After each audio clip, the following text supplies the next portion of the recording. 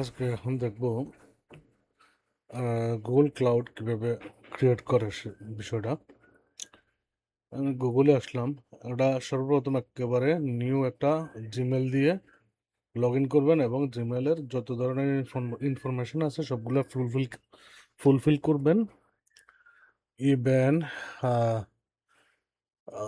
Security আপনার 2 step security enable করবেন। ঠিক আছে,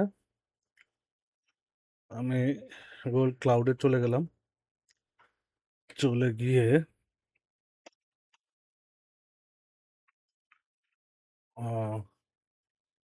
$300 ফ্রি ক্রেডিট কিভাবে পায় সেটা আমি দেখাচ্ছি।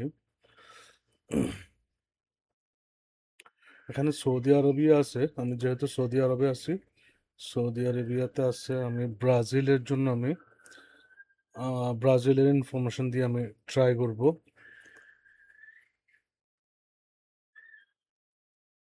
এখানে আমি অ্যাড্রেস, তো পার্সোনাল ইন্ডিভিজুয়াল অ্যাকাউন্টগুলো আসলে ইদানিং ঝামেলা করে, তাই আমার মনে হলো যে অর্গানাইজেশন অ্যাকাউন্ট ক্রিয়েট করাটাই বেটার হবে।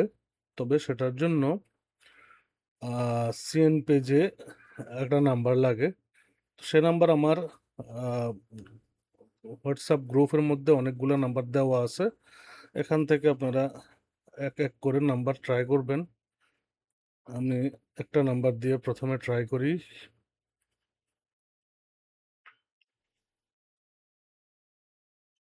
ট্রাই করলাম, এই যে কোম্পানির নাম চলে আসলো।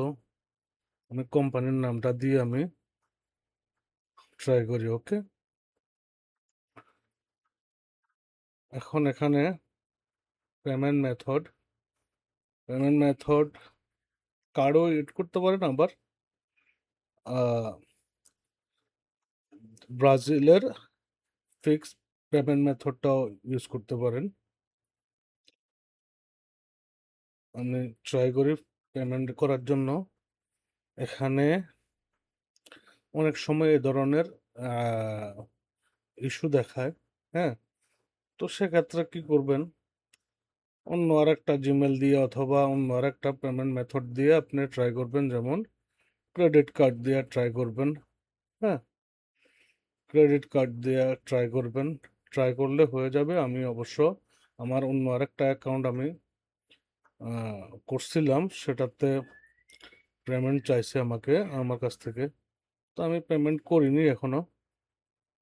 দাঁড়ান আমি সেটা দেখাই।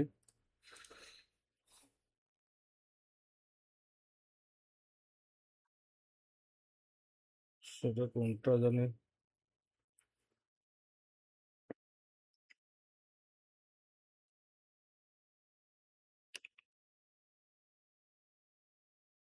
এই যে এটা এটা করছিলাম, বাট এখানে আমাকে পেমেন্ট করতে বলছে যে এটা আমার কমপ্লিট হয়েছে, বাট পেমেন্ট করলে আমার এটা অ্যাক্টিভ হয়ে যাবে পেমেন্ট।